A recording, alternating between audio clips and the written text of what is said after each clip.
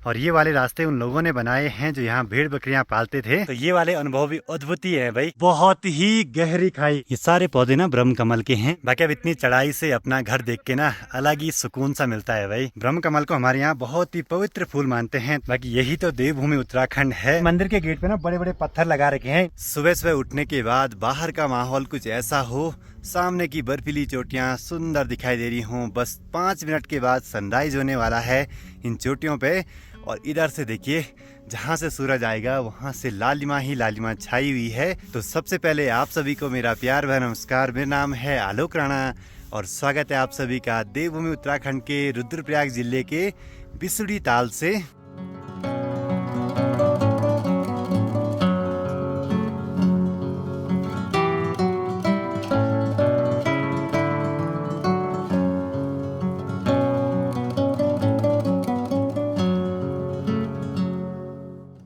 सामने की पहाड़ियों पे तो काफ़ी पहले धूप लग चुकी थी, लेकिन जहाँ पे हम रुके हैं बिसुड़ी ताल में फाइनली वहाँ पे भी सूरज की पहली पहली किरणें आ चुकी हैं। अब जाके थोड़ी सी ठंडक से राहत मिली है, नहीं तो यहाँ पे काफ़ी ठंडा माहौल था। तो इस वाली जगह से तो बिसुड़ी ताल का नज़ारा बड़ा ही सुंदर सा दिखाई दे रहा है।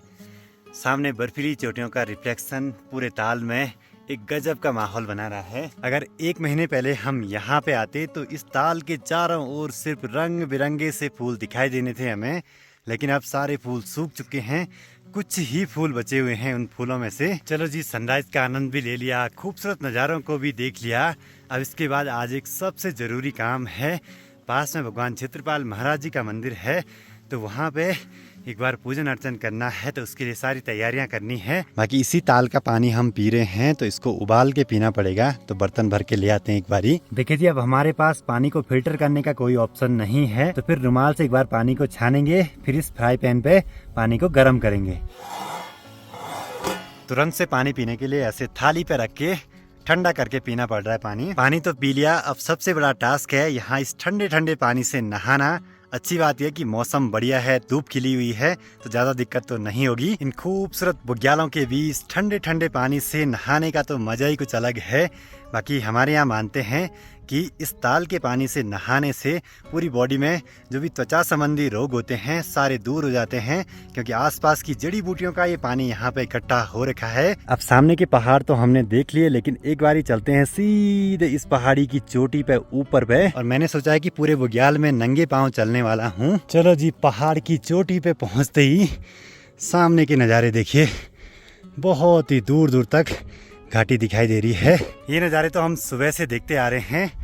और इधर साइड देखिए अपना गिरिया, मनसुना, गुप्तकाशी, केदार घाटी, कालीमठ घाटी, मध्यमेश्वर घाटी। सबसे इंटरेस्टिंग बात, सामने यहाँ पे द्वितीय केदार भगवान मध्यमेश्वर जी का मंदिर है, और ठीक इधर इस वाली चोटी पे यहाँ पे भगवान तुंगनाथ जी का मंदिर तृतीय केदार। सोचे हम कितनी दूर से ट्रैक करके इस पहाड़ पे चढ़े हैं। अपना गांव तो बहुत दूर दिख रहा है भाई यहाँ से। बाकी अब इतनी चढ़ाई से अपना घर देख के ना अलग ही सुकून सा मिलता है भाई।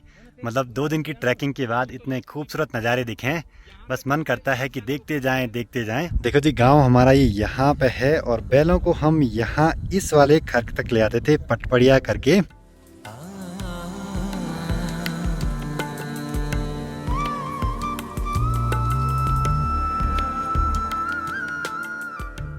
खूबसूरत नज़ारों का आनंद भी ले लिया। अब बस फटाफट से नीचे उतरते हैं और पूजन की तैयारियां करते हैं। बाकी हम जैसे ही थोड़ा सा ऊपर गए तो यहाँ पे कौवे आए और उन्होंने हमारा राशन पानी उड़ेल दिया। भगवान जी का पूजन करने के लिए हमें एक रोट बनाना है, जो कि वहाँ पे भगवान जी को भोग लगाएंगे उसका। चलो जी, एक बार भगवान जी का पूजन अर्चन कर देते हैं। हमने एक रोट बनाया है, या तो एक बनाना था या 3 या 5 बेजोड़ बनाते हैं ऐसी जगहों पे। तो हमारे आसपास से जितने भी लोग यहाँ पे आते हैं तो भगवान जी का पूजन अर्चन जरूर से करते हैं। बाकी मंदिर के गेट पे ना बड़े बड़े पत्थर लगा रखे हैं, इनको एक बार हटा देते हैं।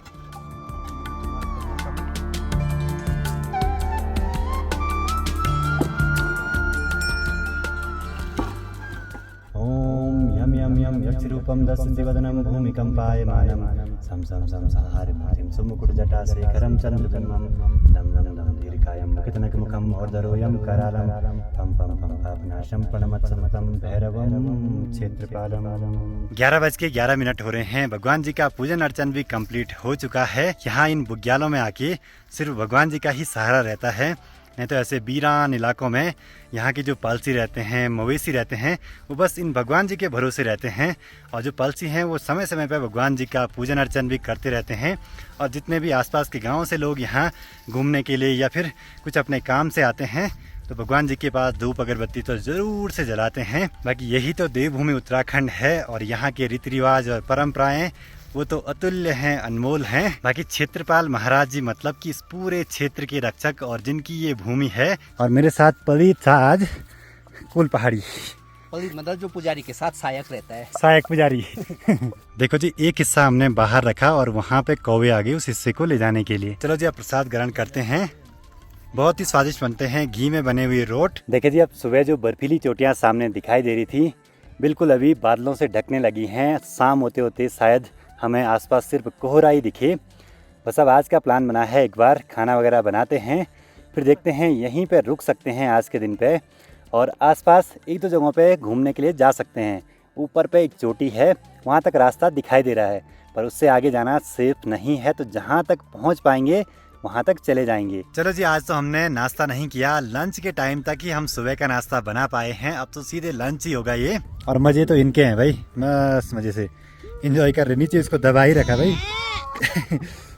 बाकी यहाँ पे ऋतिक और सभी ने मिलके खाना बना दिया है मस्त वाला। चले जी अब इस स्वादिष्ट से नाश्ते का आनंद लेते हैं। वैसे लंच है, दिन के 12:34 हो चुके हैं।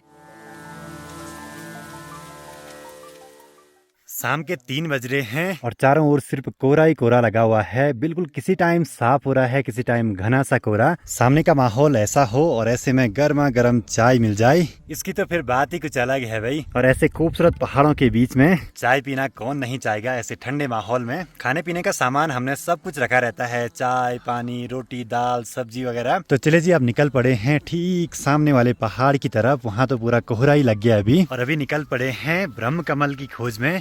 अगर दिखेगा तो अच्छी बात है, वैसे दिख सकता है हमें वहाँ। बस डिपेंड करता है कि आजकल सूख न गए हों या फिर पूरे खत्म ना हो गए हों। बाकी बिना बैग के बहुत तेजी से भी दौड़ सकते हैं यहाँ अभी। बाकी इस वाली जगहों पे आके देखिए, यहाँ मौसम काफी सही है फिर भी। और इधर साइड से बादल ऊपर उठे जा रहे हैं लगातार और पहाड़ की चोटी पे आगे को बढ़ते रहना है अभी। और यहाँ भी देखिए पूरी पगडंडियां हैं दूर तक जाने के लिए। और ये वाले रास्ते उन लोगों ने बनाए हैं जो यहाँ भेड़ बकरियां पालते थे।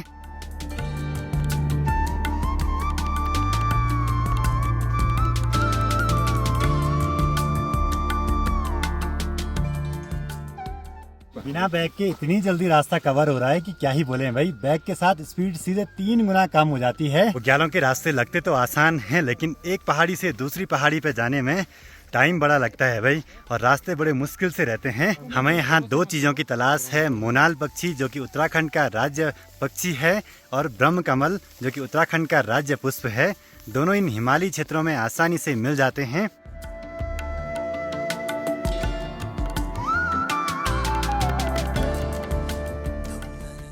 चलो जी आगे की तरफ बढ़ते ही यहाँ पे देखिए ब्रह्म कमल का पौधा दिखाई दिया है।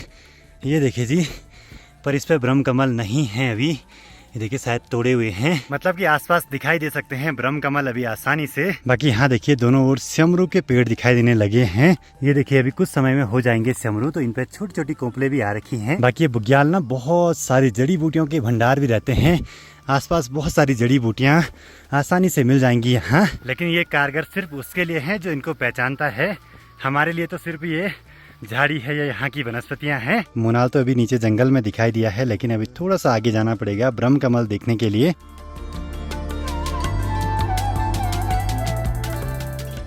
विसुली ताल से लगभग 2-2.5 किलोमीटर आगे हैं सिर्फ एक फूल ब्रह्म कमल को देखने के लिए। तो अभी ऐसी चट्टानों के बीच में पहुंच चुके हैं। सामने वाले पहाड़ पे दिखाई दे रहे हैं ब्रह्म कमल, शायद हैं वहां पे। बस अब इतना आगे हैं तो थोड़ा और नजदीक चल लेते हैं देखने के लिए और दर्शन करने के लिए।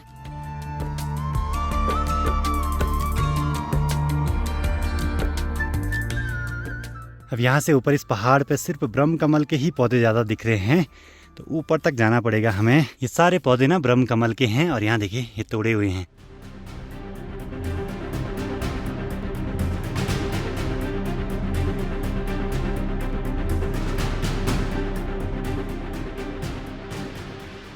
अभी तक एक फूल भी नहीं दिखाई दिया है। बहुत मुश्किल है भाई ब्रह्म कमल दिखना। वैसे चारों ओर जितने भी ये पौधे दिखाई दे रहे हैं सारे ब्रह्म कमल के हैं। और थोड़ा सा और आगे चलते हैं, कहते हैं ना कि खोजने पे तो भगवान जी भी मिल जाते हैं। बाकी अब यहाँ से नज़ारे देखिए सामने के, पूरा कोहरा ही कोहरा और चौखम्मा पर्वत की पीक्स फिर से दिखाई देने लगी हैं बादलों के बीच से थोड़ा बहुत। और अपने दोस्त कुछ यहाँ पे हैं और कुछ नीचे ही रह गए। तो ये वाले अनुभव भी अद्भुत ही है भाई, लेकिन इस चीज़ का बड़ा खेद है कि एक ब्रह्म कमल तक नहीं दिखाई दिया हमें। पता नहीं क्यों, शायद कुछ जानवरों ने चर लिए होंगे या किसी ने तोड़ दिए होंगे। पर यह कि ये ट्रैकिंग का अनुभव आज का बड़ा ही गजब का है। बिना बैग के इतनी तेज़ी से चला जा रहा है इन पहाड़ों पे कि क्या ही बोले। अभी मैं हूँ समुद्र तल से 3892 मीटर की हाइट पे। इससे ऊपर जाना सही नहीं है। टाइम भी 4:47 हो चुके हैं। चलो जी, अब सनसेट भी होने ही वाला है, थोड़ी देर में अंधेरा भी हो जाएगा, तो समय से निकलना भी ज़रूरी है यहाँ से, क्योंकि ऐसी हाइट पे अगर कोहरा लगता है तो फिर अपने दोस्त भी नहीं मिल पाएंगे। अब जो लोग भी उत्तराखंड से बाहर के हैं जिन्होंने ब्रह्म कमल नहीं देखा है, तो पिछली बार हमें दिखे थे नंदीकुंड ट्रैक के दौरान बहुत ही सारे ब्रह्म कमल। ब्रह्म कमल को हमारे यहाँ बहुत ही पवित्र फूल मानते हैं, धार्मिक आयोजनों में लाया जाता है।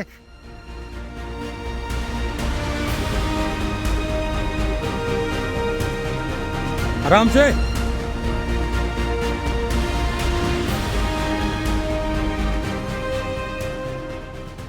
पहाड़ की चोटी तक गया, लेकिन एक फूल भी नहीं दिखाई दिया ब्रह्म कमल का, सिर्फ पौधे ही पौधे हैं।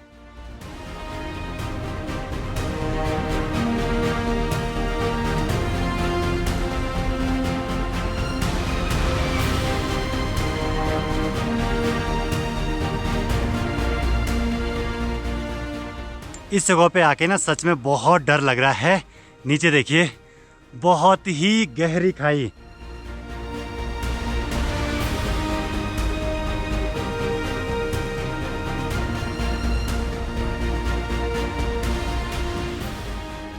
बाकी ठीक सामने पे देखिए जैसे एक कुत्ता होगा नीचे घाटी में देखते हुए।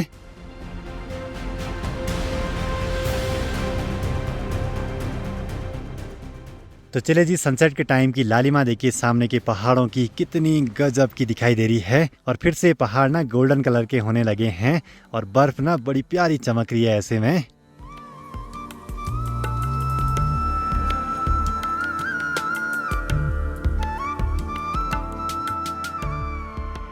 निकले थे ब्रह्म कमल और मोनाल को देखने, जो कि यहाँ आसानी से दिख जाते हैं। मोनाल तो थोड़े बहुत दिखे हैं, वो भी दूर दूर, लेकिन ब्रह्म कमल बिल्कुल भी नहीं। बस बिसुड़ी ताल में पहुँचते पहुँचते पूरा अंधेरा हो चुका है, जबकि मात्र अभी 6:30 हो रहे हैं। फटाफट से अब भगवान जी के पास धूप अगरबत्ती जला देते हैं, जो कि बहुत ज़रूरी है भाई कहीं भी ऐसे बुग्यालों में ट्रैक करते हुए।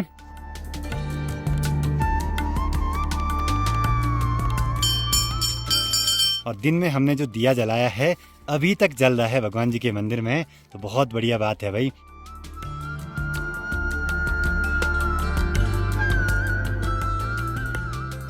चलो जी, रात के 10 बजे अभी खाना भी बन के तैयार हो चुका है। रात को ज़्यादातर हम चावल ही बना रहे हैं यहाँ बुग्यालों में। अरे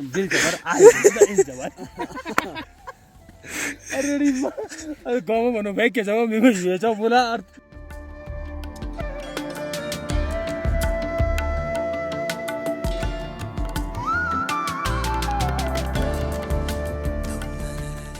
रात के 12:46 हो रहे हैं। पिछले 1 घंटे से हम लगे थे आसपास सभी तारे और जो गैलेक्सी है उसकी फ़ोटोज़ लेने पे। बहुत ही सुंदर सुंदर फोटोज आ रही हैं, क्योंकि तारे बहुत गजब दिखाई दे रहे हैं यहाँ से। बाकी अब इस वीडियो को भी यहीं पे क्लोज करते हैं। वीडियो पसंद आए तो इसको लाइक कीजिए, कमेंट कीजिए और अपने दोस्तों के साथ शेयर कीजिए। मैं आलोक राणा मिलता हूँ आपसे अगली नई वीडियो में। तब तक के लिए जय हिंद, जय भारत, जय देवभूमि उत्तराखंड। और अपने साथ अभी बाहर पे सुजान भाई और दीपक भी हैं।